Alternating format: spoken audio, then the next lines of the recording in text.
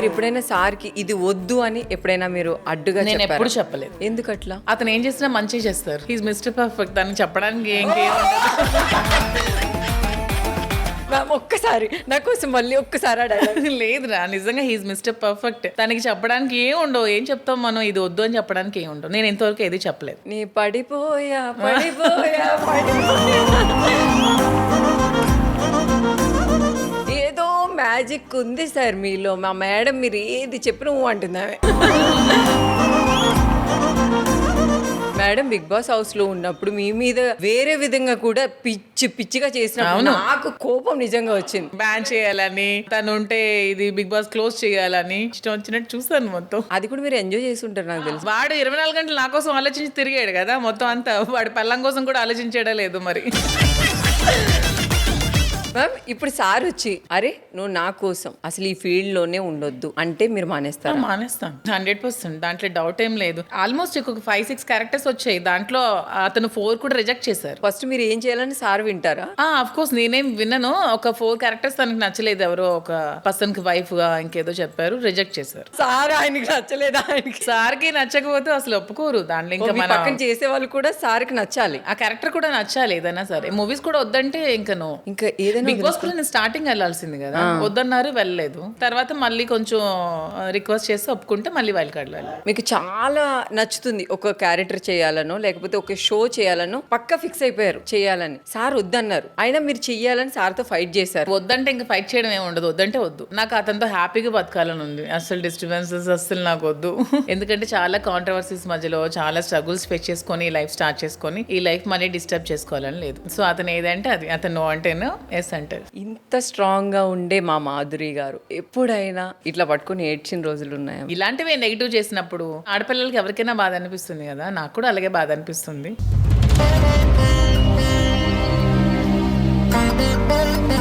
ఎవరికి లేని సపోర్ట్ నాకు పక్కన ఉంది కాబట్టి కొంచెం ధైర్యంగా అలా లైఫ్ లీడ్ చేసుకుంటూ వెళ్ళిపోతుంది. మాధురి నువ్వు నాకు ఏదైనా చెప్పాలి అనుకుంటే చెప్పు అంటే మీరు ఏం చెప్తారు దేవుడికి? నిజంగా చెప్పాలనుకుంటే నాకు ఫస్ట్ హస్బెండే శ్రీని గారు అయి ఉంటే బాగుండేదని చెప్తాను. మొత్తం శ్రీని గారే ఉన్నారా మ్యామ్?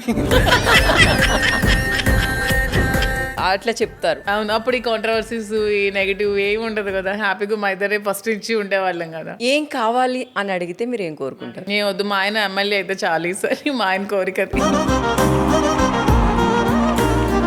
ఈ వీడియో చూసిన వాళ్ళందరూ కూడా చూడు అట్లుండాలి, నువ్వు పొద్దున్న లేస్తే అది కావాలి ఇది కావాలి. వైఫ్ అండ్ హస్బెండ్ మొత్తం ఈ వీడియో చూస్తే గొడవ కావాలి ఇది కావాలి అడగాల్సిన అవసరం లేదు. ప్రతి మగాడు కూడా భార్య కోసమే కష్టపడతాడు. వాడి కోసం ఏం కష్టపడ్డు, వాడు ఏం కష్టపడినా తెచ్చి మనకే ఇస్తాడు. At the end of the day మనకే ఉంటుంది. సార్ ఎప్పుడైనా కోపంగా ఉన్నప్పుడు మీరు ఎలా బుజ్జగిస్తారు మ్యామ్? తనకి మాక్సిమం కోపం రాదు. కోపం వచ్చిందంటే చాలా ఎక్కువ వస్తుంది. అసలు నేనే సార్ అనుకోండి, మాట్లాడక మాధురి నాతో, నేను చాలా డిస్టర్బ్ గా ఉన్నాను ఈ విషయంలో. రాజా ఎందుకు రాజా అంత కోపం? అసలు ఇప్పుడు ఏమైంది? సరే నా వల్ల ఏమైనా తప్పు ఉంటే సారీ చెప్తే కుదరదు. నువ్వు నన్ను వదిలేసి 1 hour అయింది ఆ కిసిక్ టాక్స్ అని చెప్పి వెళ్ళావు. రా అని ఫోన్ చేస్తే వస్తున్నాను ఫోన్ పెట్టి చెప్పే కదా రాజా వచ్చాను. 1 hour నుంచి నిన్ను చూడకుండా అసలు అట్లా ఉండడం ఎట్లా చెప్పు? అంటే అక్కడ వర్ష కొంచెం స్వీట్ గా ఉంది రాజా, అందుకే కాసేపు